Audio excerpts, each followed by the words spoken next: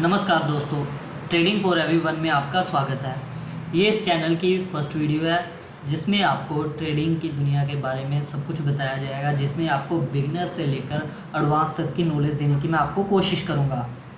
लेकिन मैं स्टार्ट करूँगा वहाँ से जहाँ से एक नया पर्सन शुरू करता है, क्योंकि मार्केट में बेहद सारे नए लोग ऐसे हैं जो मार्केट को सीखना चाहते हैं।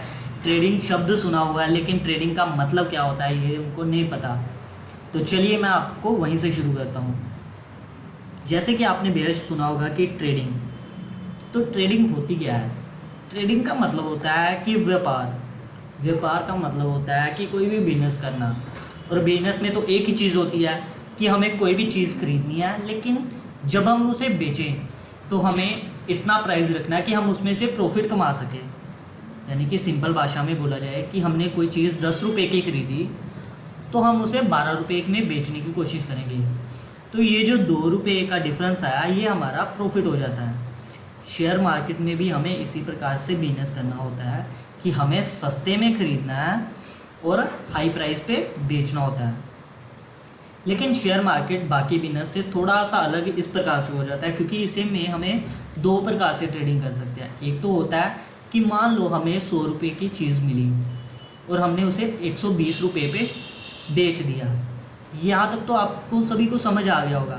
लेकिन यहाँ पे आपको एक और सुविधा दी जाती है कि आपको लगता है कि अभी जो प्राइस चल रहा है वो महंगा चल रहा है, लेकिन कल को ये प्राइस सस्ता हो सकता है या कुछ टाइम बाद ये प्राइस सस्ता हो सकता है। तो आप क्या करोगे कि अभी एक कॉन्ट्रैक्ट के लिए मान लो अभी चीज़ 100 रुपये की, आपने 100 रुपये पे उसको बेच दिया, लेकिन जब सस्ती होगी तो आप उसे ख़रीद भी सकते हो। मान लो वो थोड़े टाइम बाद 80 रुपये की हो जाती है, तो ये जो आपने महंगे में पहले बेच दिया और बाद में सस्ते में 80 रुपये में ख़रीद लिया, तो ये जो 20 रुपये का डिफरेंस आया ये भी आपका नेट प्रॉफिट होगा। यानी कि अगर आपको पता चल रहा है कि मार्केट में अभी जो प्राइस चल रहा है वो महंगा चल रहा है, आपको ये भी पता है कि कुछ टाइम बाद इसका प्राइस कम हो जाएगा, मान लो 90 रुपये हो जाएगा।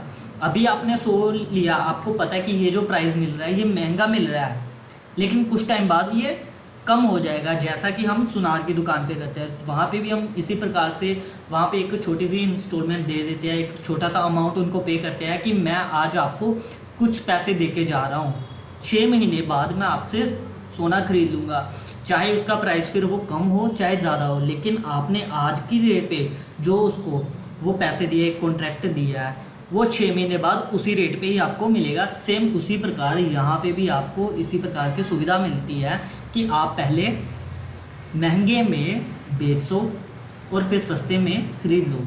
यहाँ पे जितना डिफरेंस आया ये आपका नेट प्रॉफिट हो जाता है। आई होप यहाँ तक आप सभी को समझ आ गया होगा। यानी कि जो समरी निकल के आती है वो ये आती है कि हमें या तो सस्ते में बाय करना है, महंगे में बेचना है। पहला स्टेप तो ये हो गया। या दूसरा स्टेप ये है कि आपको लगता है कि अभी जो भी चीज़ का प्राइस चल रहा है वो महंगा चल रहा है, कुछ टाइम बाद ये प्राइस सस्ता हो सकता है, तो आप उसे पहले महंगे में बेच दोगे, जब वो सस्ता होगा तो आप उसे ख़रीद लोगे। तो इन दोनों केसेस में आपका प्रॉफिट होगा।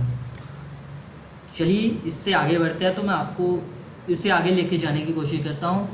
तो हम जब बाय की पोजीशन बनाते हैं, जब हमें लगता है कि मार्केट ऊपर को जाएगी, जब हमें लगता है कि मार्केट अब ऊपर को जाएगी, तो हम इसको जो टेक्निकल भाषा में लॉन्ग पोजीशन बोलते हैं। जब मार्केट का हमें लगता है कि मार्केट अब ऊपर जाएगी तो हम उसे लॉन्ग पोजीशन बोलते हैं। जब मार्केट आपको लगता है कि मार्केट अब नीचे जाएगी तो हम इसको अपनी भाषा में शॉर्ट पोजीशन बोल देते हैं। जब मार्केट आपको लगता है कि ऊपर को जाएगी तब हम उसको बोलेंगे लॉन्ग पोजीशन। जब मार्केट नीचे को जाएगी तब इसे हम शॉर्ट पोजीशन भी बोल देते हैं। चलिए मैं आपको इसको चार्ट पे बताने की कोशिश करता हूँ। जैसे कि इसको हम एक टूल की मदद से भी वो करते हैं, डोनेट करते हैं। जब मार्केट हमें लगेगा कि मार्केट यहाँ से ऊपर जाएगी तो हम इस प्रकार से टूल का इस्तेमाल करते हैं। ये जो टूल होता है ये हम लॉन्ग पोजीशन के लिए यूज़ करते हैं, और जब हमें लगता है कि मार्केट अभी नीचे को जाएगी तो हम ये टूल शॉर्ट पोजीशन के लिए यूज़ करते हैं। यानी कि जिस तरफ ये ग्रीन दिख रहा है, ये जो ग्रीन हिस्सा है ये बता रहा है कि मार्केट नीचे को जाएगी। अगर ये ग्रीन हिस्सा नीचे को है तो अगर ये ग्रीन हिस्सा ऊपर को है तो मार्केट का मतलब हमें इसमें लॉन्ग पोजीशन है। आई होप आपको यहाँ तक सब क्लियर हो गया होगा। अभी मैं इसको आगे लेके जाने की कोशिश करता हूँ थोड़ा सा। चलिए मैं आपको अभी बताता हूँ कि ट्रेडिंग, आपने दो शब्द सुने होंगे, कुछ लोग कहते हैं कि ट्रेडिंग करनी चाहिए, कुछ लोग कहते हैं इन्वेस्टमेंट करनी चाहिए। कुछ लोग बोलते हैं कि ट्रेडिंग बेहद रिस्की है, इन्वेस्टमेंट आपके फ्यूचर को सिक्योर करेगी, इन्वेस्टमेंट बढ़िया चीज़ है, आपने जो आज फल बोया वो कल को आपको ढेर सारे फल दे सकता है। तो चलिए मैं इन दोनों में आपको फ़र्क बताता हूँ कि जो ट्रेडिंग होती है और जो इन्वेस्टमेंट होती है, इन दोनों में फ़र्क क्या है। बेसिकली जो ट्रेडिंग होती है वो कई हिस्सों में बटी होती है। इसमें से जो पहला हिस्सा आता है उसे बोला जाता है इंट्राडे। इंट्राडे का मतलब होता है आपने कोई चीज़ आज खरीदी और आज ही इसे बेचना है। यानी कि आपको पता है कि मार्केट 9:15 पे खुलती है और 3-3:30 बजे तक ओपन होती है, तो आपको जो भी पोजीशन है वो 9:15 से लेकर 3:15 तक रखनी है। सिंपल भाषा में बोला जाए तो आपको सेम डे में ही किसी चीज़ को बाय करना है और उसी दिन ही आपको बेचना है। जब हम कोई भी चीज़ बाय करके कोई शेयर उसी दिन खरीद के उसी दिन बेचते हैं तो इस प्रोसेस को बोला जाता है इंट्राडे। एक बार फिर से समझाने की कोशिश करता हूँ कि जब हम सेम डे में कोई चीज़ खरीद के उसको बेचते हैं तो उसे इंट्राडे बोला जाता है। उसके बाद दूसरा आ जाता है BTST STBT। इसके नाम से भी काफ़ी कुछ क्लियर हो जाता है कि बाय टुडे सेल टुमारो और सेल टुडे बाय टुमारो। यानी कि जैसे मैंने आपको पहले बोला था कि इसमें हम पहले खरीद के बेच सकते हैं और या फिर पहले बेच के बाद में खरीद भी सकते हैं। तो ये वही चीज़ बोल रही है कि बाय टुडे, यानी कि इसको आज खरीदना है कल बेचना है, या हम इसे आज बेच देंगे कल खरीद लेंगे। तो ये भी बेसिकली इसी प्रकार का आ जाता है कि आज खरीदना है कल बेचना है। और जो तीसरा प्रकार आ जाता है वो आ जाता है स्विंग ट्रेडिंग। स्विंग ट्रेडिंग क्या होती है कि इसमें हम कोई चीज़ खरीदते हैं, मान लो हमने इसको आज खरीदा, इसको अगर हम 10 दिन के बीच में प्रॉफिट या लॉस बुक करने के बाद बेच देते हैं, यानी कि 10 दिन के प्रोसेस जब ट्रेडिंग के दौरान होता है, यानी कि अगर हमने आज चीज़ खरीदा और 10 दिन के अंदर बेच देते हैं तो इस प्रोसेस को स्विंग ट्रेडिंग कहते हैं। इसका जो टाइम ड्यूरेशन होता है वो 1 दिन से लेकर 7 दिन से लेकर 10 दिन तक माना जाता है। तो अप्रोक्सीमेट मान लो आपने जब खरीदा उससे 7 दिन से लेकर 10 दिन के बीच में आपको स्केयर ऑफ करना होता है, आपको वो चीज़ बेच देनी होती है और प्रॉफिट या लॉस लेके निकल जाना होता है। तो इसको बोला जाता है स्विंग ट्रेडिंग। जो चौथे नंबर पे आता है वो होती है पोजिशनल ट्रेडिंग। पोजिशनल ट्रेडिंग में हम तब करते हैं जब हमें लगता है कि मार्केट एक बड़ा मूव देगी अप को या डाउन को। जब आपको लगता है कि मार्केट में ज़्यादा पॉइंट या ज़्यादा प्रॉफिट लेके मुझे निकलना है, तब हम पोजिशनल ट्रेडिंग करते हैं। इसमें जो टाइम ड्यूरेशन रहती है वो 10 दिन से लेकर 1 मंथ तक रह सकती है, क्योंकि इसमें हम ज़्यादा बड़े टारगेट के लिए बैठे होते हैं, इसलिए हम 10 दिन से लेकर 1 मंथ के लिए इसका टाइम ड्यूरेशन मान लेते हैं। और इसको ट्रेडिंग को करने के लिए हम जो यूज़ करते हैं उसे बोला जाता है टेक्निकल एनालिसिस। अब टेक्निकल एनालिसिस नया वर्ड है, तो अब ये क्या होता है? टेक्निकल एनालिसिस का मतलब होता है, आपको सिंपल भाषा में समझाओ तो ये जो हम चार्ट देखते हैं, ये जो कुछ लाल हरा कुछ दिख रहा है ना, इसी को पढ़ के, जब हम इस लाल और हरे को पढ़ के कुछ सोचते हैं कि मार्केट की एक डायरेक्शन सेट करते हैं कि मार्केट इस तरफ जा सकती है, इसकी स्टडी करते हैं, इसकी स्टडी को ही, इस कैंडल की स्टडी को ही टेक्निकल एनालिसिस कहा जाता है। तो अभी हम बात करते हैं इन्वेस्टमेंट की।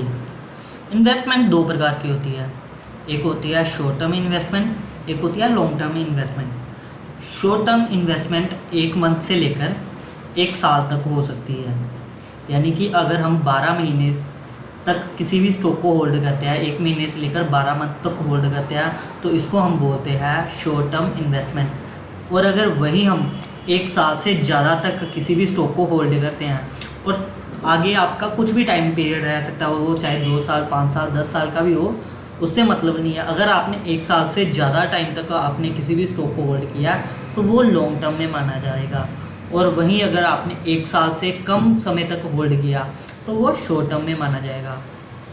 और इसको इन्वेस्टमेंट को करने के लिए हम जो यूज़ करते हैं उसे बोला जाता है फंडामेंटल एनालिसिस। अब फंडामेंटल एनालिसिस फिर आपके लिए नया शब्द आ गया। अब ये जो फंडामेंटल एनालिसिस होता है ये भी टेक्निकल एनालिसिस की तरह एक प्रकार की स्टडी होती है। फंडामेंटल एनालिसिस में हम पढ़ाई करते हैं किसी भी कंपनी जिसमें हम इन्वेस्टमेंट करना चाहते हैं उसकी बेसिक डिटेल को जानते हैं, जैसे कि उस कंपनी की ग्रोथ कैसे चल रही है, उस कंपनी की बैलेंस शीट कैसी है, वो कंपनी प्रॉफिटेबल है कि नहीं है, उस कंपनी पे वो कर्ज कितना है, वो कंपनी का प्रोडक्ट क्या है, वो कंपनी का आगे का प्लान क्या है। जब हम ये सब चीज़ों की पढ़ाई करते हैं उसके बाद जब हम किसी चीज़ में इन्वेस्टमेंट करते हैं, और इस जो स्टडी को बोला जाता है फंडामेंटल एनालिसिस। आई होप यहाँ तक आप सभी को क्लियर हो चुका होगा। तो ऐसे ही मैं आपको आगे भी इसके बारे में कुछ और भी बताता रहूँगा। और हाँ, अगर फिर भी किसी को कोई भी प्रॉब्लम हो, किसी को कोई चीज़ ना समझ आई हो, तो वो कमेंट सेक्शन में अपना कमेंट छोड़ सकता है। मैं जितनी जल्दी हो सके मैं उतनी जल्दी आपको रिप्लाई देने की कोशिश करता रहूँगा। और इसी प्रकार से सीखते रहने के लिए ट्रेडिंग फॉर एवरीवन के साथ जुड़े रहिए। धन्यवाद।